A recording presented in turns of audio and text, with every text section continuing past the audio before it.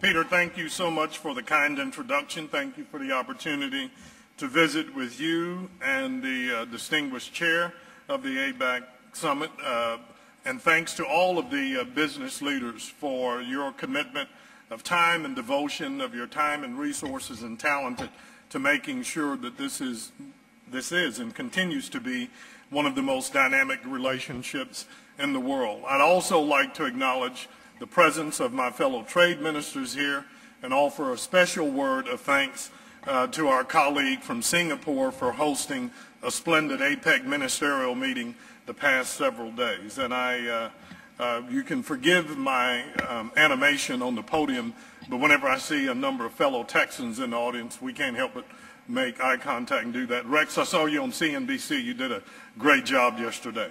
I'm also thrilled to see my fellow colleague from the Cabinet, Commerce Secretary Gary Locke is here, and I know there may be other members of the administration as well. It's a pleasure to be with you today, and it's also a pleasure to bring you greetings from our President, Barack Obama. Although the United States began as a small collection of Atlantic colonies, it didn't take long for America to sense the promise of the Pacific. At the turn of the 19th century, America's third president, Thomas Jefferson, commissioned a Corps of Discovery to map a route across the vast expanse of our continent all the way to the Pacific Ocean. The Corps was an extraordinary success, and very soon thereafter a stream of pioneers followed in their footsteps, coming together to build new towns that quickly grew into port cities and commercial centers. America's ships left those ports laden with lumber and citrus and returned with heavy raw materials for America's growing manufacturing sector. As the 20th century progressed, technology and services joined the flow of goods between America and Asia-Pacific economies. For the past 200 years, trade across the Pacific has brought opportunity and prosperity to America's western shore. But more importantly, today, trade supports jobs and businesses in every community across the United States. Americans have never taken our eyes off the Asia-Pacific. We've not only engaged commercially, we've also become diplomatic partners and allies. We have worked together to support global security, and we continue to work together to advance freedom and tolerance around the world. It is clear to us that the Asia-Pacific economies are critical partners in security and development, as well as in commerce and trade. But it's our trading partnership that I'd like to spend a few minutes talking with you today. 4 out of 5 of America's largest export markets are APEC economies. And last year, two-way trade between the United States and APEC totaled more than $2.3 trillion. When American manufacturers, service providers, farmers, ranchers do business with Asia-Pacific companies and customers, all of us benefit. As we move forward, we're looking for new ways to increase trade both within APEC and around the world. During this time of global financial crisis, we cannot and will not underestimate the necessity of our continued cooperation. Our economies are all connected, and this is true in good times as well as bad. When things are going well, we combine our skills and resources and our knowledge to bring products, services, and prosperity to all of our economies. And when things are not going so well, we cannot forget that important synergy. One of my favorite African proverbs simply says, "You can take no comfort from my hole in the end of the boat." It teaches us that we have to all work together to ensure our collective prosperity. And to do that, we must continue to nurture our partnerships. To bring the world back from the current economic brink, we all must work together. And already many of our trading partners have started down the path of economic recovery. some, like China, remarkably never stopped growing even when the crisis was at its worst. Other economies, like New Zealand, have recently returned to positive growth.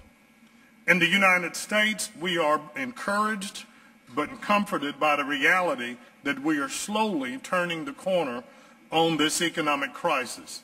But yet we are sobered by the reality we still have many challenges ahead of us. Many Americans are still looking for jobs, and it's our belief that every American who wants a job should have the opportunity to find one. Now, in order to achieve that goal and maintain the momentum of our recovery, we're focused on shaping a stronger, more open trading system that will create well-paying jobs at home. As I think about what that will require to make that happen, another proverb comes to mind, one with which all of you are familiar. A rising tide lifts all boats. If we work together to rise above this downturn, we can lift up all our economies and all of our peoples.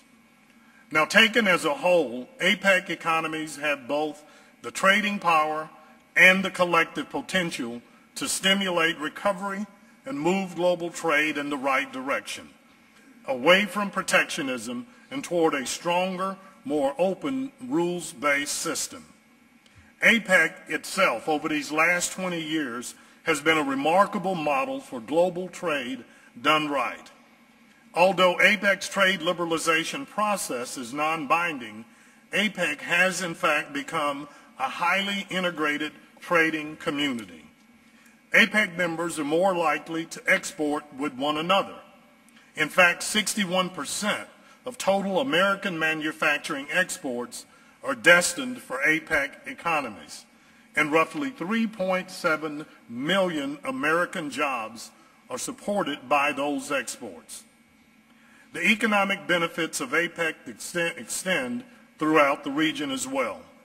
Over the last 20 years, per capita GDP growth throughout the APEC region has beaten the world's average. And even those who have never worked as part of the export economy have reaped the rewards of our efforts. The potential of the Asia-Pacific region is great, and the Obama administration is committed to making the most of our relationships throughout the region. To that end, I am pleased to join 3 other members of the Obama administration. Our Commerce Secretary is here with us today, Gary Locke.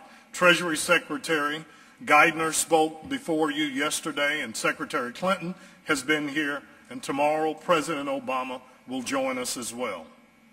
We've all come to Singapore to represent the United States at APEC because we recognize the extraordinary role and potential of this region as a catalyst for global economic growth and recovery. Our decisions and actions together will have a real impact on the flow of trade and investment, as well as on the well-being of our people. And it's important that we make these decisions with an eye toward near-term cooperation and long-term growth. The United States knows that engagement in the Asia-Pacific region is vital to America's trading future. If we want to create the jobs Americans need, we must gain access to Asia-Pacific markets. For the sake of all of our economies, we must break down long-standing barriers to trade and investments, as well as newer impediments that obstruct trade and slow economic integration in the Asia-Pacific. This has become even more imperative as we seek to create a global economy based on balanced and sustained growth. Now, within APEC, this means that the United States needs to consume less and produce and export more. While many of our APEC members with surpluses should seriously consider the need to increase their consumption and imports. On that basis, we can put our economies on a more sustained and balanced path to growth, and as President Obama said this morning, avoid the boom and bust cycle that has plagued us.